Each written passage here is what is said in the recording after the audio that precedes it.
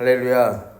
오늘도 말씀을 깨닫는 지혜와 응답받는 기도의 은총이 우리에게 넘치게 될 줄로 믿습니다. 오늘 말씀은 이스라엘 백성의 이제 가나안 정착기가 시작되는 장면인데요. 27절에 보면 이렇게 시작해요. 이스라엘 족속이 애굽의 고센 땅에 거주하며 거기서 생업을 얻어 생육하고 번성하였더라.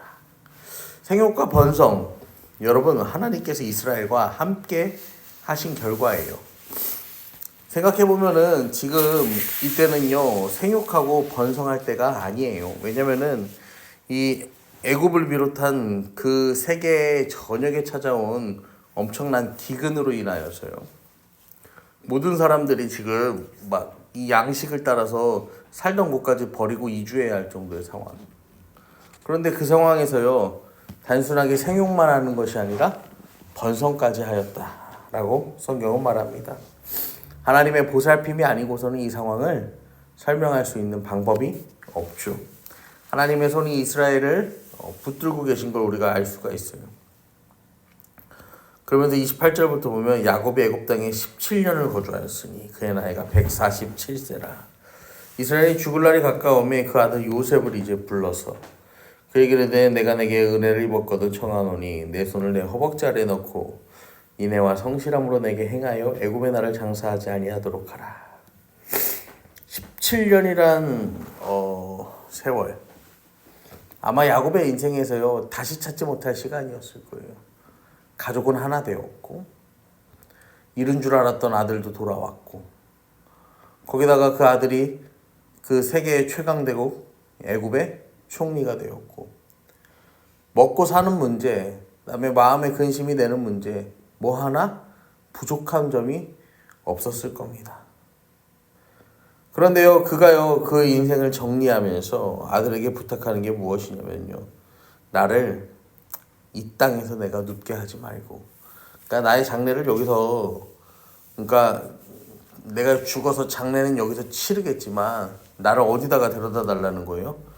조상의 묘지, 우리 아버지가 묻혔고 우리 할아버지가 묻혔고 우리 할머니가 묻힌 그 막벨라 굴에 나를 장사를 지내달라 요청을 하는 거죠.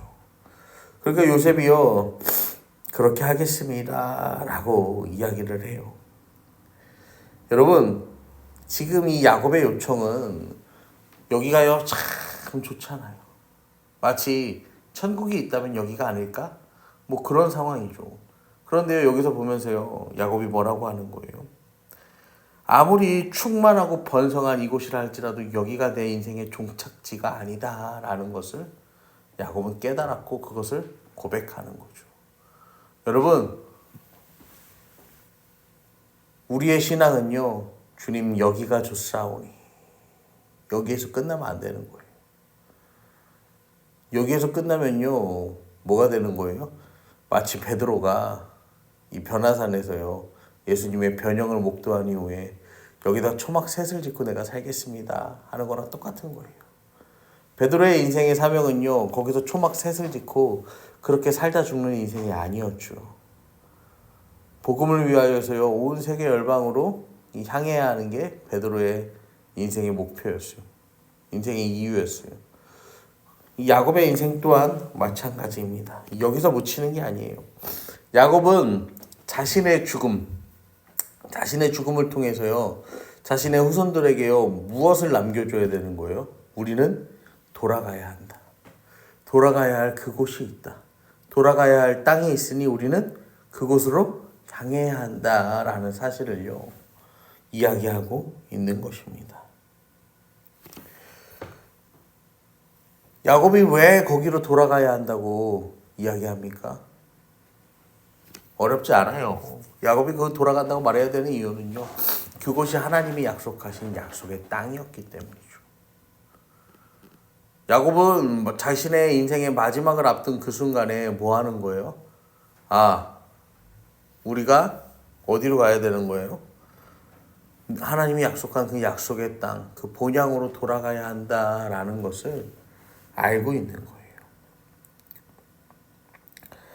또 31절에 보니까 야곱이 또 이르되 내게 맹세하라 하매 그가 맹세하니 이스라엘이 침상머리에서 하나님께 경배하였더라. 여러분, 야곱이요 지금 또 뭐 하는 거예요? 침상 머리에서 하나님께 경배해요. 그러니까 수단 방법을 가리지 않기 위해서, 축복받기 위해서 사기도 치고 거짓말도 하고 그렇게 살아왔던 인생이요, 이제는요 여기가 제단이든 제단이 아니든 간에 자기가 있는 그곳에서요 하나님께 뭐 하는 사람이 된 거예요? 예배하고 경배하는 사람이 되었다라는 거예요. 여러분, 그 야곱이 함께 하셨던 하나님이요 오늘도 우리와 함께 하십니다. 그리고요 야곱에게 약속하셨던 은혜를요 우리의 삶 가운데도 허락하실 것을 여러분 믿으시기를 바랍니다. 그러면서 48장으로 넘어가면 1절과 7절을 보면 에브라임과 므낫세에게 축복하는 이 야곱의 모습이 나옵니다. 힘을 내어 침상에 앉아야 할 만큼 기력이 많이 쇠했어요. 이제는 죽음이 정말로 얼마 남지 않았어요. 그리고 요셉에게 이릅니다. 3절에 보시면 가나안 땅 루스에서 전능하신 하나님 내게 나타나 복을 주사. 루스는 베델이거든요. 베델에서 경험했던 자기의 하나님을 고백하는 거예요. 그러면서 뭐라고 합니까? 내가 너를 생육하고 번성하게 하여 내게서 많은 백성이 나게 하고. 생육과 번성을 이야기해요. 지금 우리가 여기 애굽에서 누리는 거 애굽이 베푼 은덕이 아니라는 거예요. 뭐라는 거예요? 다 하나님이 주신 은혜라는 걸 고백하는 거죠. 여러분, 중요한 것을 누리고 살면서 이게 하나님이 주신 은혜라는 것을 잊지 않았던 삶이요 야곱의 삶이었던 거예요. 그러면서요 내가 약할 때나 내가 강할 때나 내가 평안할 때나 내가 어려울 때나 한결같이 하나님을 의지하는 야곱이요 다시 한번 이야기합니다. 내가 애굽으로 와서 내게 이르기 전에 애굽에서 내가 낳은 두 아들 에브라임과 므낫세는 내 것이라. 르우벤과 시므온처럼 될 것이며. 자기 이제 첫째랑 둘째죠. 그 아들들이 이제 뭐가 된다는 거예요? 에브라임과 므낫세가. 여러분, 에브라임과 므낫세는요 나중에요 이스라엘을 이끌어가는 굉장히 강력한 지파들이 됩니다. 특별히 이 므낫세 지파는 정말 강력하죠. 그래가지고 이 므낫세가 없으면은 이스라엘의 가나안 정복 전쟁이 이루어지지 않을 정도로 이 므낫세는 그렇게 강력한 지파가 되는데요. 여러분, 그 두 아들을 자신의 아들로 삼겠다는 거, 손자 두 명을 아들로 입양한다는 거는 야곱의 아들이 받을 그 축복의 권리를 똑같이 양도하겠다라는 거예요. 하나님이 약속하신 생육과 번성과 땅을 정복하고 땅에 충만하는 그 모든 것들.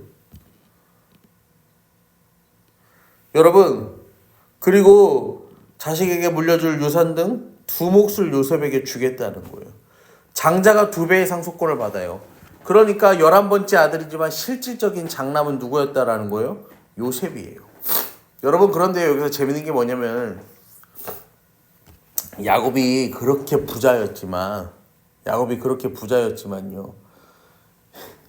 야곱이 가진 재산이 많겠어요? 강대국 애굽에서 수십 년 동안 총리를 했던 이 요셉의 재산이 더 많겠어요? 아마 요셉의 재산이 더 많았을 거예요. 그런데도 불구하고 요셉에게 준다라는 거.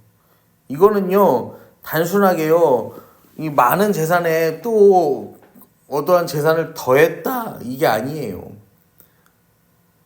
그 요셉의 지파에 요셉의 두 아들을 자녀 삼은 것처럼요, 나중에 가나안 정복 전쟁 때요, 여러분, 하나님이 베푸실 그 가나안 정복, 그 땅 분배에서요, 두 몫을 받는다는 거. 그것은요, 지금 이 요셉이 누리고 있는 모든 삶을 뛰어넘는 더욱더 놀라운 축복과 은혜죠.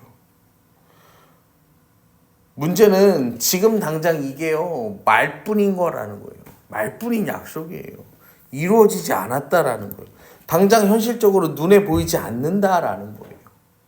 여러분, 하나님의 축복이 그렇습니다. 당장 눈앞에 보이지 않아요. 이게 현실이 되지 않아요. 하나님의 축복을 주신다고 하는데 이게 당장 눈앞에 보여요? 내 손에 만져져요? 그렇지가 않아요.